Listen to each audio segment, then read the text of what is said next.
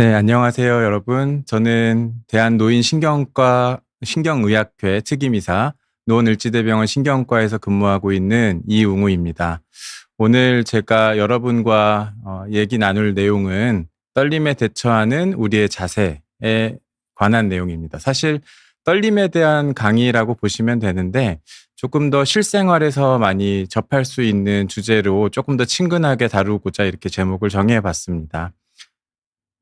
여러분, 떨림이란 어떤 것인지 혹시 아시나요? 떨림은 사실 이제 영어로 하면은 트레머라고 합니다. 트레머라고 할 때 이제 영어의 어원이 이렇다고 합니다. 라틴어로부터 비롯됐는데요.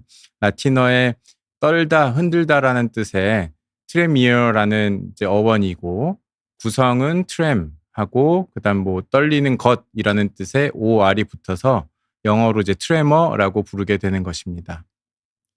근데 이 라틴어의 어원에 이런 의미도 있다고 하죠. 떨다, 흔들리다, 그리고 두려워하다를 포함한다고 합니다. 그러니까 이 떨림은 사실 그냥 현상으로서의 떨림이 아니라 두려움과 관련된 심리적인 떨림을 포함하는 아주 폭넓은 의미를 지닌다고 볼 수가 있습니다. 자, 이제 떨림을 말씀드리기에 앞서서 우리가 여러 가지 유사한 떨림들을 좀 알아봐야 되는데요. 먼저 이제 근긴장 이상증이라는 게 있습니다. 근긴장 이상증은 뭐냐면 근육에 힘이 들어갑니다. 사실 이제 떨림도 근육에 힘이 들어가는 그런 병인데 사실 떨림과 근긴장 이상증은 웬만해선 잘 구분하기 힘드실 수도 있습니다. 그런데 이렇게 이해를 하면 조금 편하거든요. 예를 들어서 떨림은 운동할 때 수축과 이완하는 근육이 서로 싸우지 않고 사이좋게 이제 왔다 갔다 이렇게 왔다 갔다 하는 그런 움직임을 떨림이라고 부른다면 근긴장 이상증은 이제 근육끼리 서로 힘을 같이 주는 거죠. 힘을 같이 줄 때 이 근육들이 힘을 주면서 서로 당기는데 힘센 근육이 힘을 더 주는 겁니다. 그러면 힘센 근육으로 당겨가는 그런 반복적인 모습이 보이면서 이제 떨림처럼 보이는 거죠. 그래서 예를 들면은 제가 보통 많이 예를 드는 게 줄다리기 할 때, 줄다리기 할 때 힘센 쪽으로 끌려갈 때 어떻게 끌려가죠? 영차, 영차 하고 이렇게 힘있게 끌려가죠. 근데 그 줄은 어떻게 보이나요? 아주 팽팽하게 보이죠. 왜냐하면 양쪽으로 당기고 있기 때문에. 결국은 힘센 근육 쪽으로 줄이 당겨가듯이 고개가 돌아가거나 손이 뒤틀리거나 할 텐데 그 전에 반복 움직임을 보일 수 있고 그게 근긴장 이상증에서 나타나는 떨림의 모양이라고 보시면 됩니다. 두 번째는 이제 근간대 경련이랑 떨림도 잘 구분을 해야 됩니다. 근간대 경련은 이제 근육이 움찔움찔 반복해서 떨린다라는 얘기인데요. 사실 여기서도 떨림이라는 얘기가 나오죠. 근데 의학에서 말하는 떨림과 일반적으로 얘기하는 일상 용어로서의 떨림은 조금 다른 얘기거든요. 그래서 마이오클로누스 근간대 경련에서의 떨림은 근육이 빠르게 움찔합니다. 굉장히 빠르고 번개같이 떨립니다. 근데 이 움찔하게 수축하는 근육의 움직임이 보통은 떨림보다는 덜 규칙적이고 또 그다음에 예상 못하게 갑자기 나타나는 경우들이 많이 있습니다. 흔한 예로는 뭐가 있냐면 자다가 갑자기 푹 하고 고개를 숙이면서 움찔하고 놀라는 적이 있죠. 그런 것들이 이제 우리 흔히 보는 근간대 경련이고 또 여러 가지 내과 질환에서 뇌의 기능이 떨어졌을 때 근육을 컨트롤하는 뇌의 기능이 떨어지면서 발생하는 떨림도 많이 보이게 됩니다. 그때 발생하는 게 사실은 의학에서 정확히 용어로 정의한다면 떨림이 아니라 근간대 경련인 경우가 많습니다. 그래서 모양으로 하면 이렇게 손을 뻗었을 때 이렇게 툭툭툭툭 빨리 빠르게 반복해서 치는 모양들이 나타날 수가 있습니다. 근데 떨림과는 모양이 다소 다르고요. 이때는 이제 근육에 힘을 줬을 때 근육을 유지하는 근육의 힘이 유지가 안 되기 때문에 떨리는 음성 근간대 경련인 거고 이게 위로 툭툭 치는 경우에는 양성 근간대 경련이라고 부르는 현상이 나타날 수가 있습니다. 네, 다음은 무도증인데요. 무도증은 이제 춤을 추는 증상이라고 보실 수 있습니다. 영어로는 이제 코레아라고 부르는 현상이고요. 이거는 사실 떨림하고 구분하기가 어렵지는 않은데 무도증이 굉장히 작은 경우가 있습니다. 예를 들면은 이제 손가락 끝에만 이런 식으로 움직이는 경우에 요게 일반적으로는 무도증이라고 저희는 보면 알 수가 있겠지만 일반적으로 환자분들은 떨림처럼 보인다 해서 병원에 오는 경우들이 상당히 많이 있습니다. 무도증의 위치에 따라서는 조금 더 큰 폭의 움직임이 보일 수도 있는데 상체나 그 근위부 근육을 침범하는 경우에는 이렇게 춤추듯이 떨리게 되죠. 가장 대표적인 병 중에는 이제 헌팅턴 병이 있고요. 그리고 또 이제 많이 보실 수 있는 병 중에 하나가 당뇨병이 조절이 잘 안 됐을 경우에 고당뇨병, 그러니까 당뇨병에서 혈당이 고혈당으로 유지되는 경우에 기저핵 부분이 영향을 받아서 생기는 무도증이 있습니다.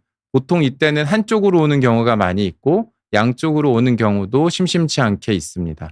그래서 이런 모습들도 떨림처럼 보일 수 있기 때문에 일반적으로 우리가 많이 감별하는 모습들입니다. 마지막으로 이제 틱인데요. 사실 틱은 어린 나이에 많이 발생을 하죠. 그래서 보통 성인기에는 잘 보이지 않습니다. 틱의 특징은 사실 떨림처럼 나타날 수도 있고 근긴장 이상증처럼 나타날 수도 있습니다. 그래서 모양은 어떤 모양이든 관계가 없는데 가장 중요한 특징 중에 하나는 뭐냐면 잠깐 멈추라고 하면 멈출 수가 있고요. 그 멈췄을 경우에 유지하기가 어려운 게 이제 틱의 증상입니다. 그래서 보통 어린 나이에 어머님들 많이 걱정하시는 이 틱 증상은 보통은 시간이 지나면 저절로 소실되는 경우가 많기 때문에 이런 경우에 우리가 틱을 의심하고 이때는 변화될 것으로 예상되기 때문에 이제 보통은 경과 관찰하면 좋아지는 경우들이 대부분이라서 저희가 그런 경우에 많이 볼 수 있는 현상입니다. 이런 네 가지 증상 더하기 떨림이 우리가 보는 이제 다양한 과한 움직임을 보이는 이상운동증이라고 볼 수가 있습니다.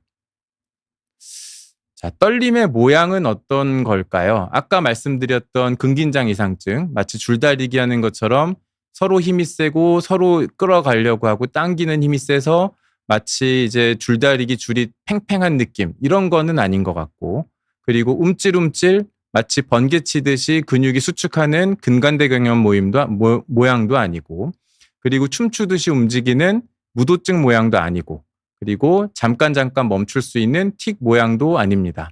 떨림의 모양은 리듬이 있고 진동하는 움직임인데요. 보시면은 이제 보통 이제 수학 배울 때 사인 웨이브, 코사인 웨이브처럼 이렇게 물결 모양으로 이렇게 움직임이 있는 거죠. 그러니까 떨림의 대표적인 모양이 이런 겁니다.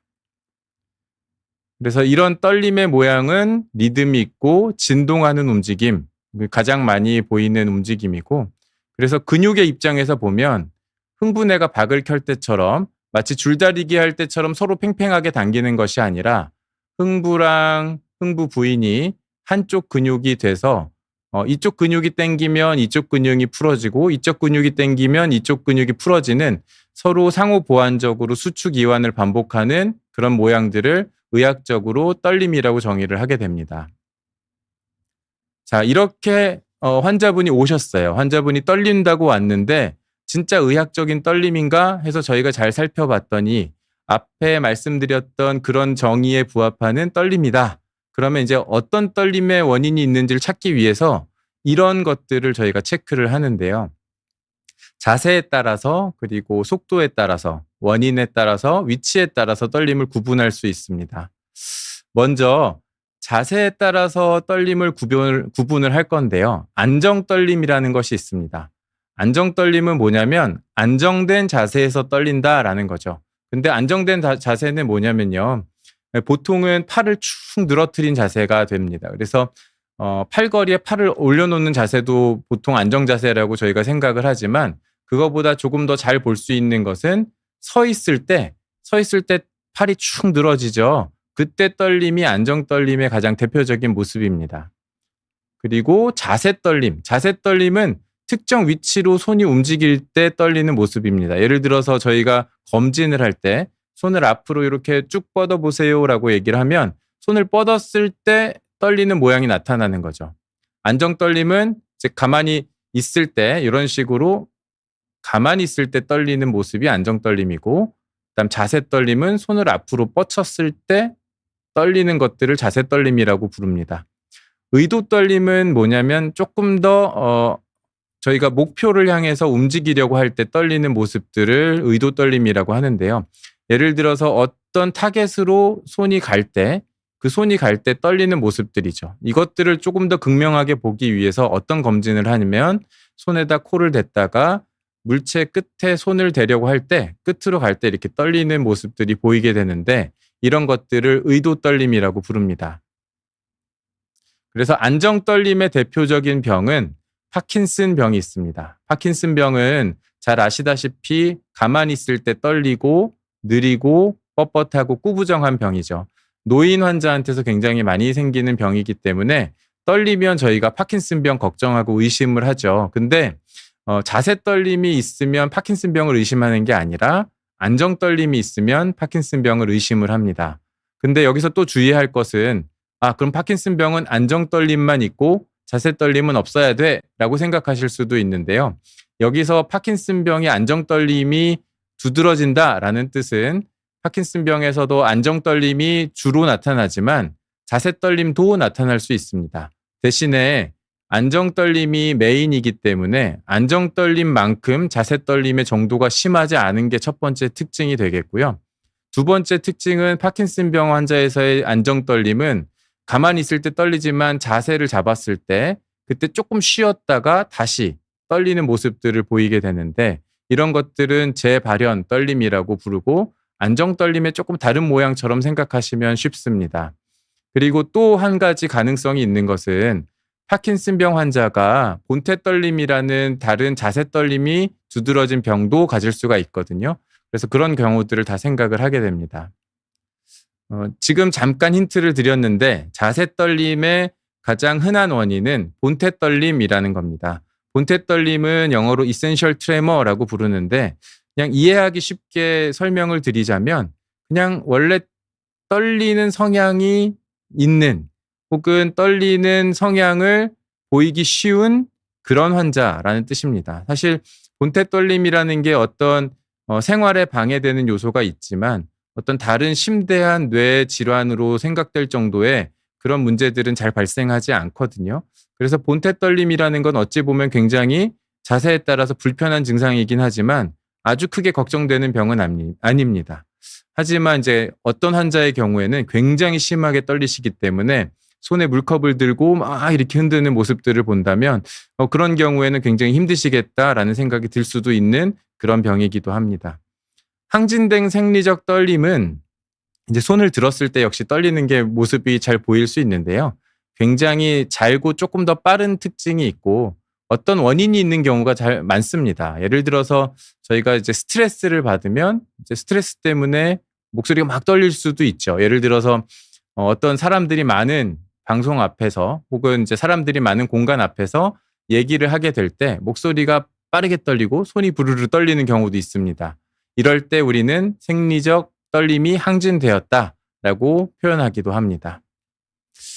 그 다음에 이제 의도 떨림인데요. 의도 떨림은 이제 흔한 것이 손의 떨림입니다. 손에는 뭐냐면은 이제 균형을 잡는 역할이면서 동시에 어떤 운동을 할 때 그 운동 지점까지 도달할 때 가장 경제적인 그런 근육의 힘을 계산하는 거거든요. 표현이 조금 어려운데요. 예를 들어서 이 지점에서 이 지점까지 이동을 한다고 치면 이렇게 이동하는 것이 가장 우리가 원하는 바일 텐데 이때 이동할 때마다 실시간으로 근육이 얼마나 힘을 줘야 될지를 손해가 계산을 해줍니다. 근데 이때 손해가 계산을 잘못하면 어떻게 되냐면 계산을 잘못하니까 근육이 어떤 쪽에 힘이 더 들어가겠죠. 그다음 이 위치에서 계산을 잘못 또 하니까 또 이렇게 움직이고 그래서 움직임이 이렇게 흔들려 보이는 그때 의도할 때 흔들려 보이는 증상들이 나타날 수가 있습니다.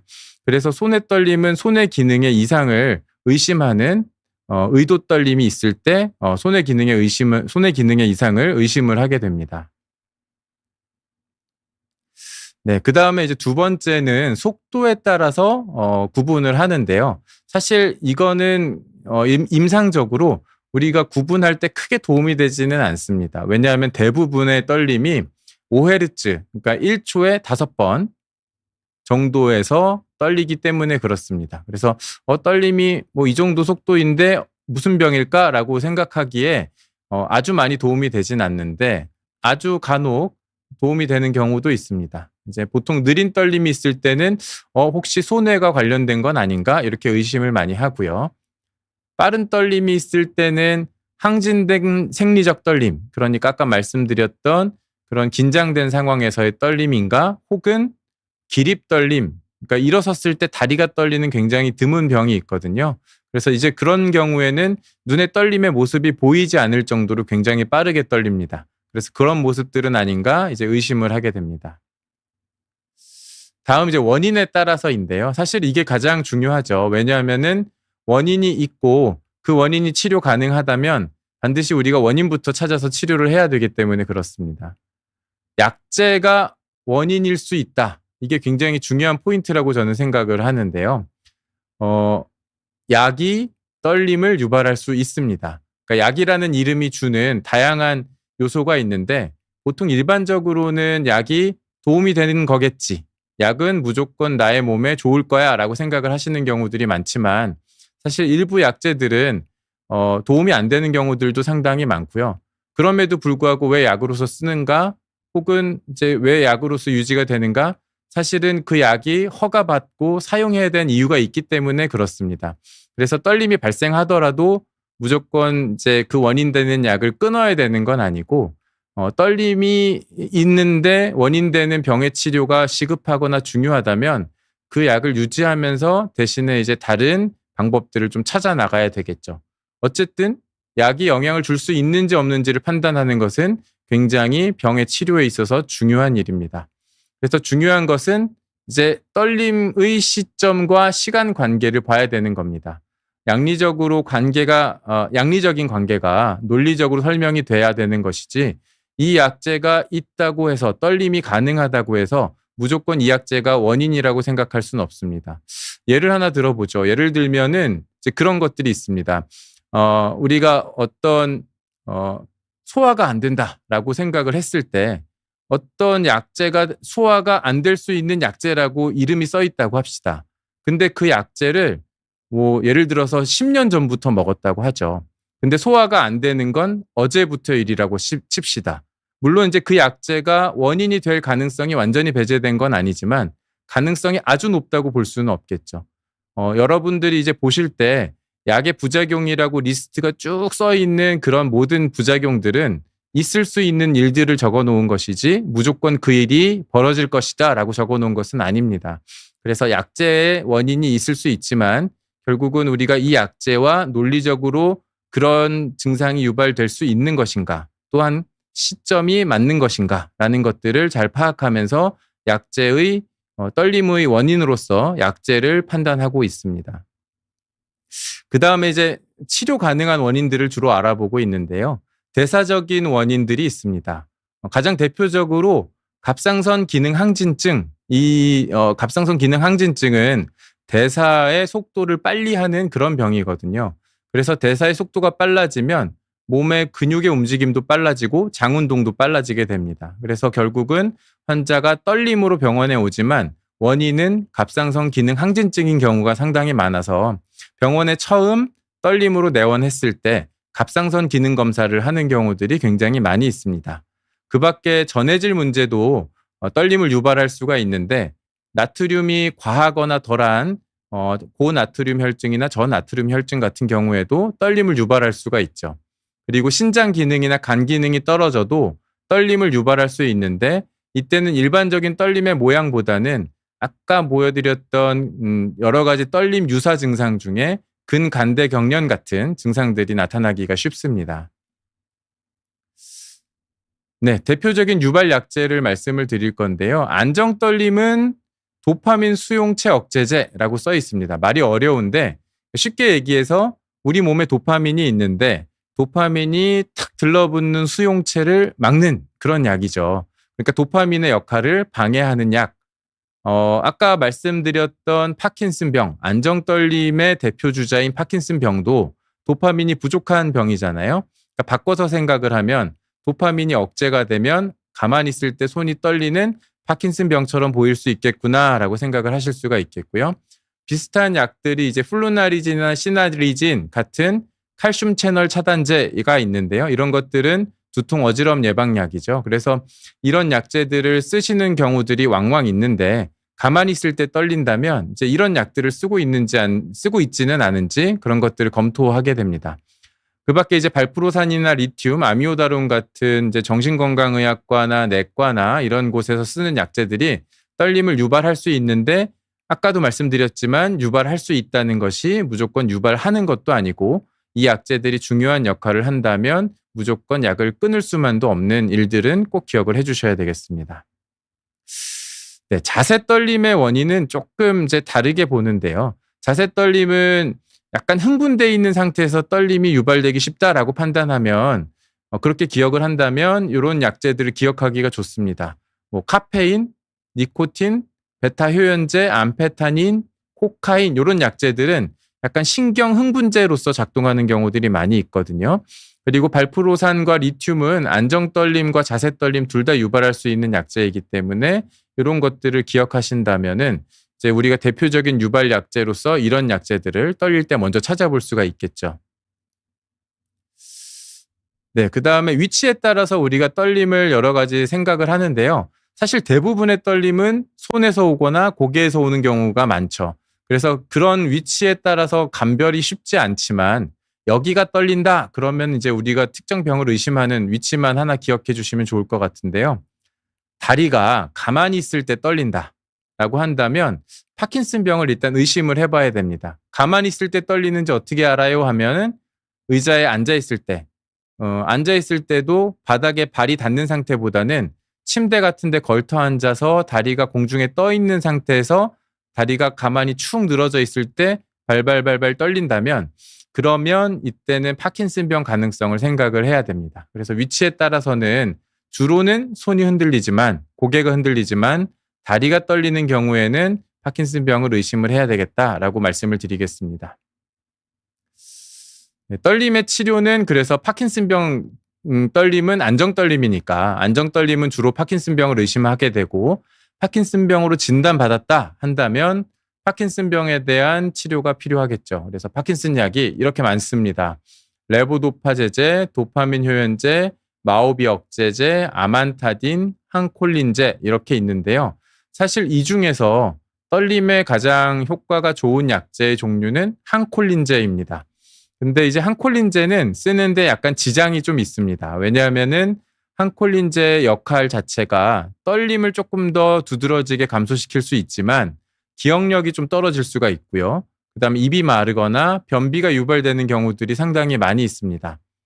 아만타딘도 항콜린 효과가 있기 때문에 항콜린제와 부작용이 좀 비슷한 부분들이 많이 나타나서 떨림이 있다고 이제 이 약을 썼다가 다른 불편함이 생길 수가 있기 때문에 결국은 환자에게 떨림이 얼마나 불편한가 또 이 약을 썼을 때 어떤 일들이 환자를 불편하게 만들 수 있는가를 잘 저울질해서 약을 써야 됩니다. 그 밖에 이제 레보도파제제나 도파민 효연제, 마오비 억제제도 떨림에 도움을 주지만 이런 약제들보다는 조금 덜 한 것으로 알려져 있고요. 대신에 이제 레보도파제제는 운동합병증이라고 불리는 이상운동증이나 약효 소진 현상이 조금 더 잘 나타나는 것 빼고는 나머지 약제들에 비해서 부작용은 덜하기 때문에 만약에 파킨슨병 환자로서 떨리지만 노인 환자고 다른 합병증이나 약물 부작용들이 너무 걱정이 된다 한다면 이제 레보도파 제제부터 쓰는 경우가 많고요. 젊은 분들인데 별로 느린 거는 심하지 않은데 떨림 효과가 조금 더 많이 필요하다. 그러면 이제 항콜린제나 뭐 이런 레보도파 외에 다른 약제들을 먼저 시도해 보는 경우가 많이 있습니다.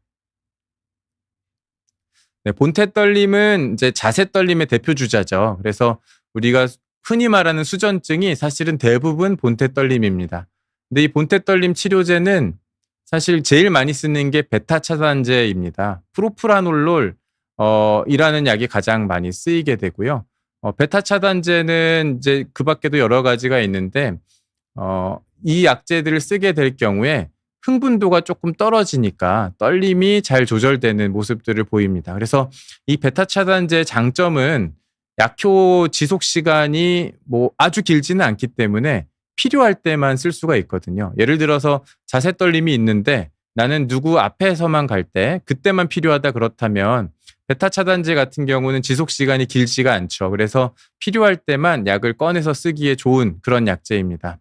이제 프리미돈도 역시 굉장히 효과가 좋은데요. 이게 예전에는 뇌전증 약으로 쓰였던 약입니다. 하지만 요즘은 아시다시피 뇌전증에 좋은 약들이 많이 나왔고 대신에 프리미돈이 떨림에 효과가 좋다는 건 잘 알려져 있어서 프리미돈 역시 이제 본태 떨림의 1차 치료 약제로 쓸 수가 있습니다. 근데 이제 어떤 경우에 쓰느냐? 보통은 이제 약효가 오래 지속돼야 되는, 그러니까 평소에 매번 식사 시나 뭐 항상 떨리는 경우가 많을 때 프리미돈처럼 이제 지속 시간이 긴 약제들을 좀 많이 쓸 수가 있게 되고요. 또 한 가지는 이제 베타 차단제가 쓰지 못하는 환자들이 있습니다. 예를 들면은 호흡기 질환이 있는 분들은 이제 베타 차단제가 기도를 좁게 만들 수도 있거든요. 그래서 이제 그런 경우에 또한 심장 질환이 있어서 심박수가 너무 떨어지는 게 위험한 경우에 또한 당뇨병이 있어서 저혈당 같은 것들이 잘 생기는데 저혈당의 발견을 늦게 만들 수도 있거든요. 그래서 베타 차단제 같은 경우는 그런 환자들에게는 좀 조심스럽게 써야 되는 약제입니다. 그래서 우리가 베타 차단제나 프리미돈을 보통 임상에서 많이 쓰게 되고요. 토피라메이트도 이제 고용량을 썼을 경우에 떨림에 좋은 약제로 알려져 있습니다. 하지만 이제 토피라메이트 역시 기억력이 조금 떨어지거나 요로결석이 있는 경우에는 조금 제한 사항이 있기 때문에 이 첫 번째, 두 번째 약제만큼 많이 쓰이진 않지만 그래도 이제 다음 선택지로서 우리가 많이 쓸 수 있는 그런 약제라고 생각하시면 되겠습니다. 그 밖에 이제 다양한 뭐 알프라졸람 같은 안정제 계열의 약제를 쓸 수가 있고요. 뭐 정 안 되면 수술할 수도 있습니다. 근데 수술했을 때 도움을 받을 수 있는 떨림은 이제 팔떨림 같이 한쪽이 떨리는 경우에 그런 것들이 뇌심부 자극이나 초음파로 해당 부분에 어떤 병변을 만들어서 떨림을 조절할 수 있기 때문에 이제 팔이 심하게 떨리는 환자들에게는 도움이 되지만 이제 고개 떨림이나 이런 데는 조금 제한적인 모습들을 보입니다. 네, 근긴장 이상증 떨림은 이제 근긴장 이상증이 원인이잖아요. 그래서 보통은 처음에는 잘 모르다가 예를 들어서 고개가 이렇게 떨리는 환자가 있다고 치면 처음에는 고개가 떨리는 게 본태 떨림에 의한 건지 근긴장 이상증인지 모르다가 이제 시간이 지나면 이렇게 고개가 돌아가는 경우들이 있거든요. 이러면은 이쪽 근육에 힘이 세고 이쪽 근육에 힘이 세구나라는 것들을 모습을 통해서 저희가 판단을 할 수가 있습니다. 그래서 그런 경우에 치료는 보톡스 치료를 할 수가 있고요. 그다음에 약물로서 안정제나 항콜린제, 근이완제 같은 약들을 써볼 수 있습니다. 근데 근긴장 이상증 떨림이 보통은 국소적인 경우에는 보톡스가 조금 더 도움이 되고 전신형인 경우에는 약물이 도움이 되겠지만 전신형 근긴장 이상증 떨림은 굉장히 드물거든요.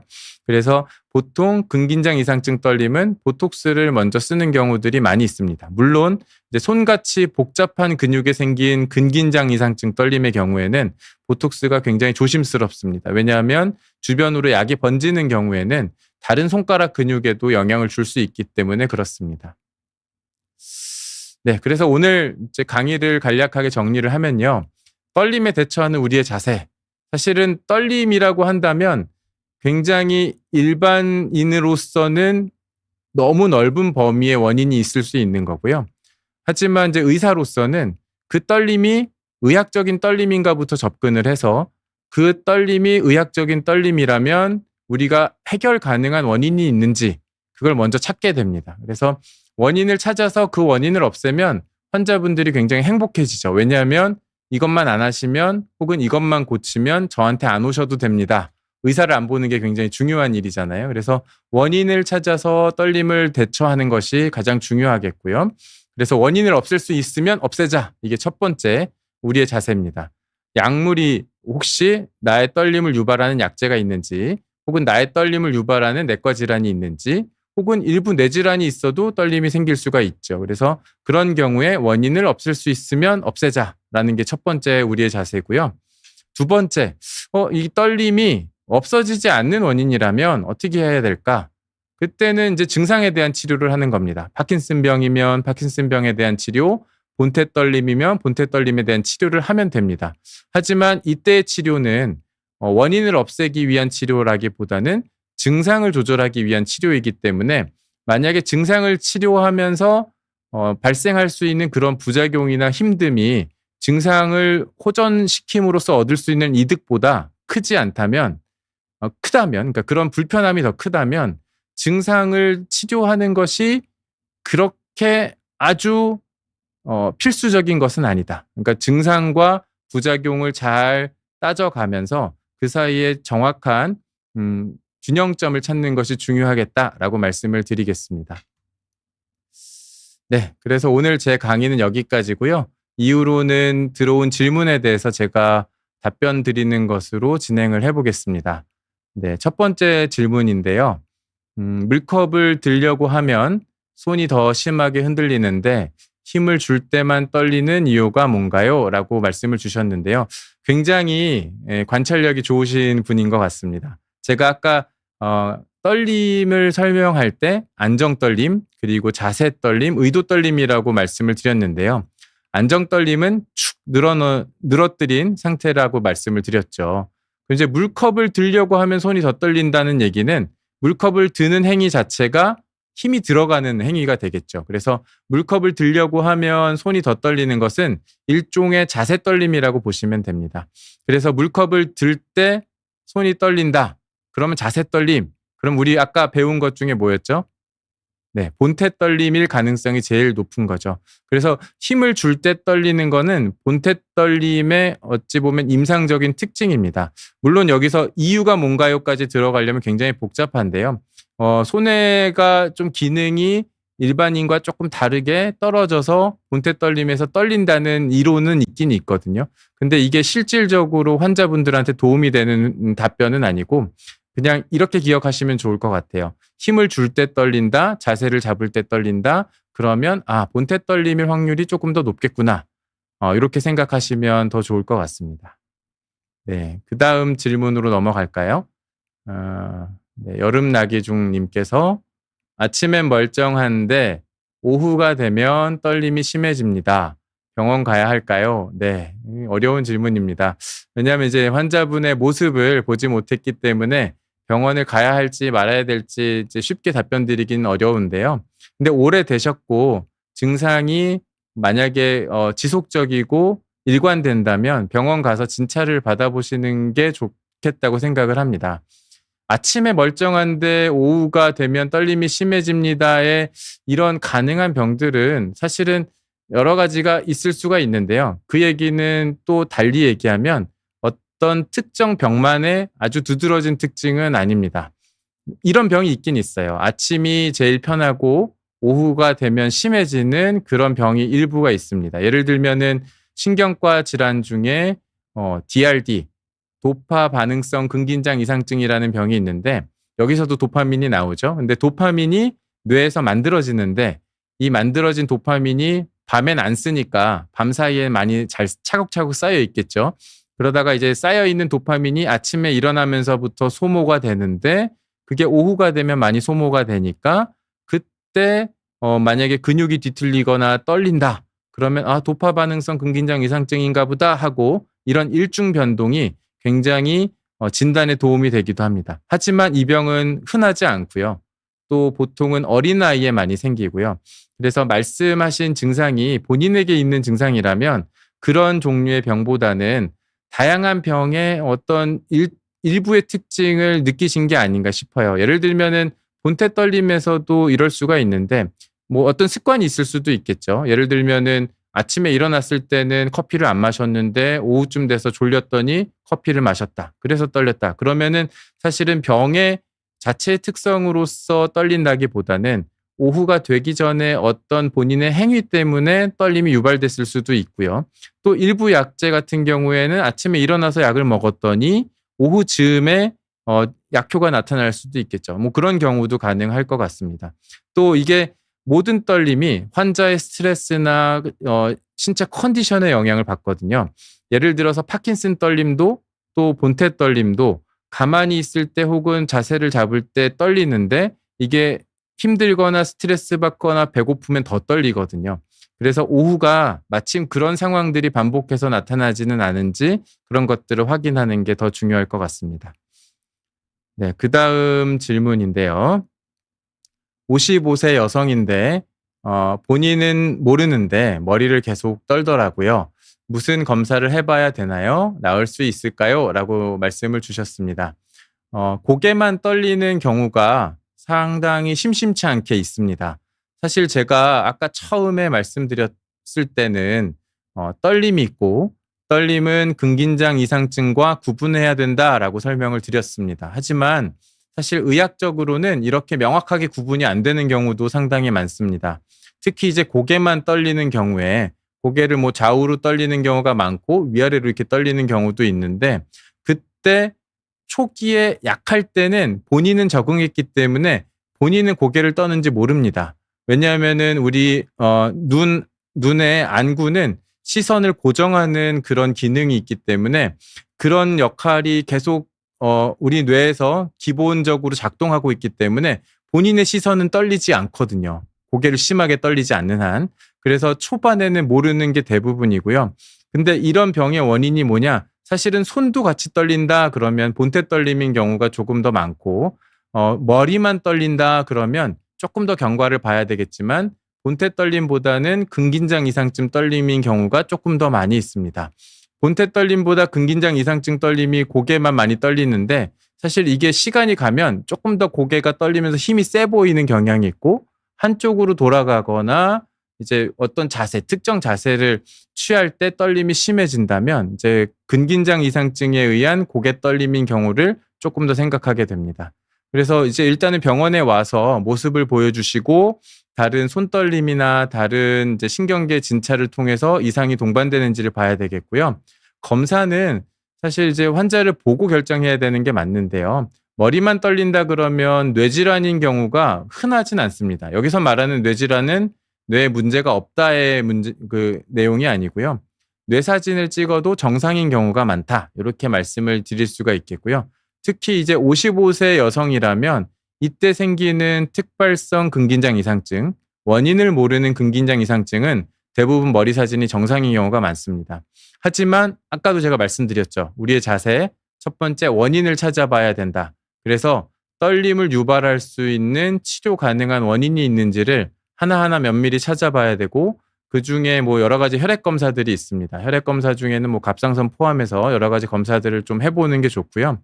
만약에 고개가 돌아가면서 검진을 해봤더니 한쪽으로 뒤틀리는 증상이 나타났다. 내지는 한쪽으로만 떨리는 증상이 나타났다. 그렇다면 뇌는 좌우가 각각 상대 팔다리를 담당하기 때문에 한쪽에만 생긴 증상은 뇌에 새로운 질환이 생겼는지 감별해야 되니까 그런 경우에는 혈액 검사에 추가로 머리 사진을 찍는 경우들도 있습니다. 네, 그 다음 질문을 보겠습니다. 네, 마음 편한 하루님께서 발가락 끝이나 다리에 가벼운 떨림이 생기는데 근육 문제인지 신경 문제인지 궁금합니다. 라고 질문을 주셨습니다. 역시 모양을 보면 제일 좋은데요. 이제 발가락 끝이나 다리에 가벼운 떨림이 생긴다고 하셨는데 보통 제가 외래에서 많이 보는 경우는 이게 보통 떨림이 이렇게 엄지손가락을 발가락이라고 치면 이렇게 떨리는 경우들은 많지 않습니다. 사실 이렇게 반복적으로 떨린다면 그렇다면은 오히려 가만히 있을 때 발가락 끝이 떨린다면 파킨슨병이나 이런 것들을 의심을 해야 되겠죠. 왜냐하면은 다리가 떨리는 거는 제가 아까 말씀드렸지만 흔한 일은 아니고 파킨슨병에서 잘 나타나는 현상이기 때문에 신경과 전문의랑 이게 다른 증상이 있는지를 꼭 진찰을 받아보시는 게 중요하겠죠. 근데 이렇게 말씀하시는 분들의 대부분은 어떻게 떨리냐면 이렇게 한번 떨리다가 조금 있다가 이런 식으로 또 떨리고 이런 식으로 또 떨리는 그런 일들이 좀 많고요. 다리도 마찬가지죠. 다리도 이렇게 움찔해서 반복적으로 떨리는 것 때문에 오시는 분들보다는 더 흔한 것은 근육이 이렇게 마치 튀듯이 이렇게 움찔움찔 튀듯이 근육 자체만 마치 파동치듯이 떨리는 것 때문에 오시는 분들이 많습니다. 그래서 이제 보통 그럴 때 인터넷 찾아보면은 뭐 파킨슨병 아닌가 해서 많이 오시기도 하고 루게릭병이 아닌가 해서 많이 오시기도 합니다. 근데 이런 떨림이 있다고 해서 파킨슨병이나 루게릭병이 강력하게 의심된다? 그건 아니에요. 왜냐하면 떨림은 그런 병들의 동반 증상일 수는 있지만 그런 병들의 아주 중심이 되는 코어 증상은 아닙니다. 예를 들어서 파킨슨 병 같은 경우에는 가만히 있을 때 떨리지만 또 하나 중요한 증상이 있어요. 그건 뭐냐면 서동증, 운동 완만이라고 하는 행동이 느려지는 증상이 있어야 되는 거거든요. 그래서 행동이 느려지지 않고 그냥 떨리는 모양도 안정 떨림이 아니라 움찔움찔 가볍게 떨린다면 그거는 이제 보통은 스트레칭 하거나 이제 근육이 서로 엉켜 있는 것들을 좀 풀어준다는 개념으로 스트레칭 하거나 맨손 체조를 하면 좀 풀리는 경우들이 많이 있습니다. 또 한 가지 이제 루게릭병 같은 경우를 걱정하고 오시는 분도 많은데 루게릭병도 마찬가지죠. 루게릭병 같은 경우도 근육에 힘이 빠지는 게 가장 중요한 증상이거든요. 그래서 힘이 빠지지 않고 움찔거리는 것만으로는 우리가 근육 질환을 의심하지도 않습니다. 그래서 문제는 근육 문제, 신경 문제 둘 다 아닌 경우가 훨씬 더 많고요. 만약에 제가 말씀드렸던 느리거나 힘도 없어지는 그런 문제가 떨림이 유발되는 근육에 동반된다면 그때는 이제 의심을 하고 검사하는 것이 필요하겠습니다. 네, 다음 질문은 척추 감압술 이후 신경 눌림으로 수술 전 아팠던 엉덩이 대퇴부 뒤쪽 종아리 근육 수축 근육이 떨림이 너무 심해서 서 있기가 힘들다고 합니다. 앉는 거는 10분 정도 가능하지만 앉았다 일어나면 예민하게 수축을 한다고 하네요. MRI 상으로는 신경 눌림이 없다고 하고 수술한 지 3년이 되었는데 한결같다고 합니다. 신경과에서 수면 검사를 했는데 이상이 없다고 합니다. 너무 힘들다고 하셨는데요. 사실 이것도 이제 말씀하신 걸로만 봐서 제가 추측해서 말씀을 드리는 수밖에 없어서 이제 담당하실 신경과 전문의 선생님하고 조금 상의하시는 게 좋을 것 같은데, 사실은 이제 수술 전에 아팠던 엉덩이 뒤쪽 종아리 근육, 이 부분이라면 어느 한쪽일 거라고 생각이 들거든요. 그래서 이제 떨림이 이제 심하다라고 하셨는데, 제가 말씀드렸던 요런 한 5Hz 전후의 떨림이라면 역시 이제 이런 경우에는 뭐 파킨슨도 의심을 할 수가 있겠죠. 근데 그런 떨림이 아니라 조금 더 빠르게 떨린다든지 내지는 오래 서 있은 이후에 그냥 오래 서 있어서 통증이 있으면서 떨리는 거라면 그쪽에 일종의 그 신경병증 때문에 이런 떨림이 유발됐을 가능성도 생각을 해야 됩니다. MRI에서 신경 눌림이 없다고 하니까 뭐 그런 가능성을 아주 높게 보지는 않지만 일단은 그럴 가능성을 먼저 생각하고요. 왜냐하면은 우리가 지금 이제 강의에서 얘기한 파킨슨 병이 요즘은 많아졌지만 그렇다고 아주 주변에서 자주 볼 정도로 흔한 병은 아니기 때문에 그렇죠. 근데 이제 수술한 지 3년 돼도 똑같다. 근데 만약에 이 떨림이 진행하면서 느리다. 그럼 역시 이제 파킨슨 의심해서 검사를 해야 되고요. 신경과에서 수면 검사를 한 이유는 잘 모르겠습니다. 만약에 환자분의 증상을 뭐 파킨슨을 의심해서 이제 진료를 보는 중이었다고 한다면 파킨슨에서 동반되는 증상 중에 렘수면 행동 장애가 있거든요. 이제 꿈꾸면서 소리 지르고 손짓 발짓하는 그런 증상이 있는데 그런 것들이 동반되어 있나를 보기 위한 목적으로 할 수는 있을 것 같습니다. 근데 만약에 다리가 아파서 수면 검사를 했다? 그렇다면 이거는 정확한 이유는 아마 담당 선생님께 여쭤봐야 될 것 같고요.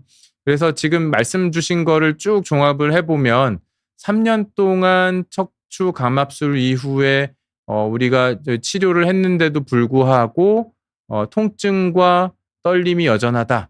그러면은 척추에 의한 병일 가능성은 높지 않다라고 판단을 할 수가 있겠고 그렇다면 척추 레벨 이상의 문제인지 척추 레벨 이하의 문제인지를 봐야 되는데 이때는 이제 해야 될 게 너무 많아서요. 이때 우리가 하는 게 검진이거든요. 망치로 이렇게 두드려 보기도 하고 팔다리 근육도 검사하고 다른 신경계 진찰들을 같이 거쳐야 됩니다. 그래서 그런 것들을 통해서 결과가 나와야만 우리가 전신을 검사하는 게 아니기 때문에 환자분에게 필요한 게 파킨슨 검사인지 혹은 추가적인 말초신경 검사인지를 결정할 수 있을 것 같습니다. 네, 다음 질문인데요. 85세 여성인데 변비가 심한 지 10년쯤 되었습니다. 근데 파킨슨으로 진단을 받으셨군요. 그래서 파킨슨 약을 먹으면서 변비가 많이 좋아졌는데 그동안 파킨슨 병 때문에 변비가 심했던 걸까요? 라고 질문을 주셨습니다. 이 굉장히 조금 흥미로운 경우인데요.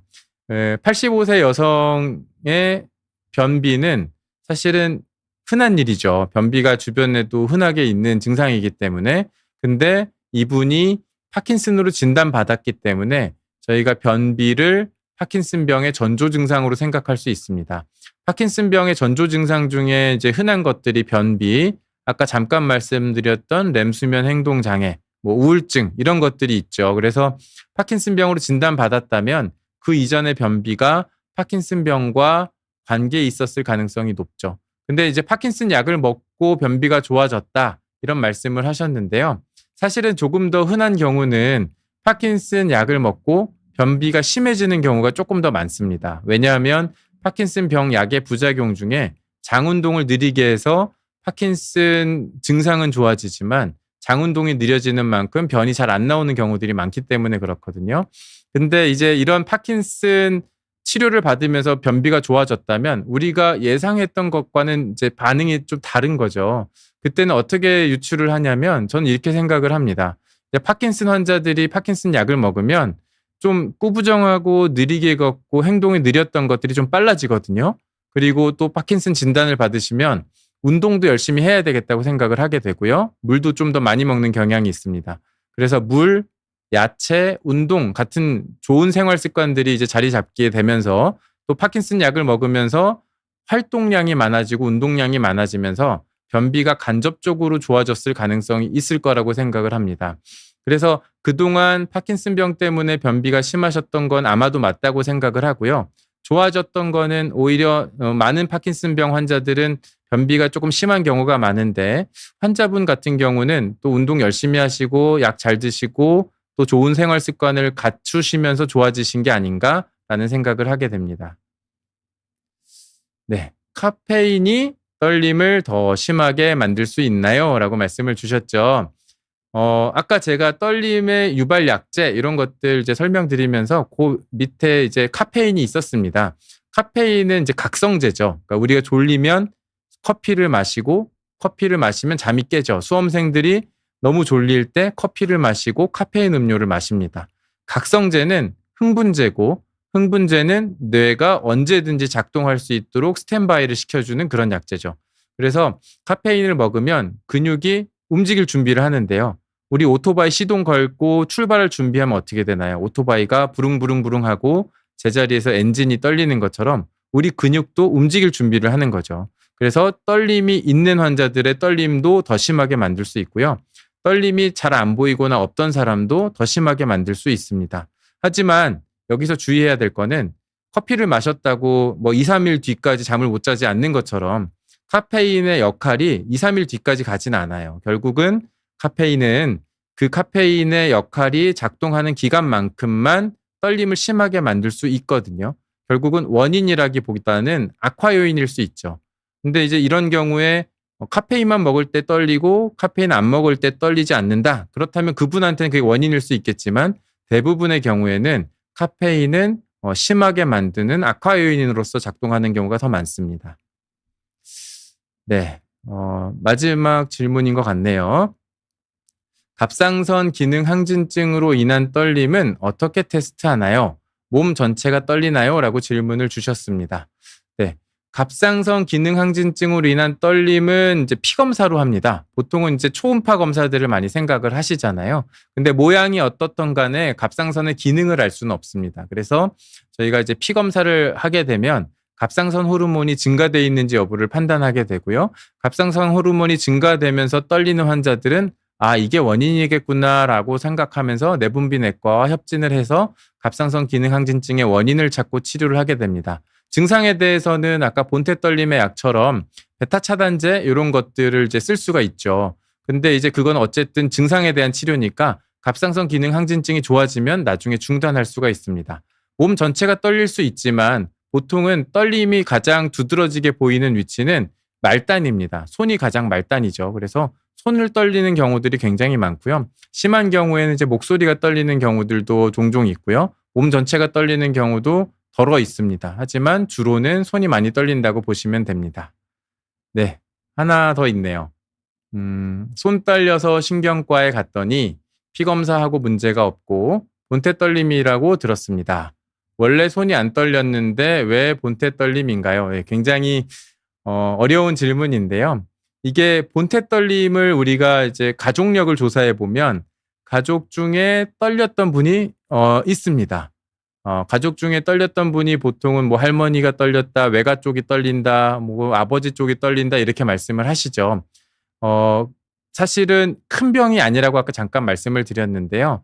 이게 뇌 구조가 닮아 있다고 이해를 하시면 좋을 것 같아요. 그러니까 어떤 얼굴이 닮은 것처럼 뇌도 닮았을 거거든요. 그래서 할아버지 뇌가 아버지 뇌가 나랑 닮았듯이 그런 떨림을 유발하는 신경 구조가 아마도 닮았을 거라고 생각을 하시면 편합니다.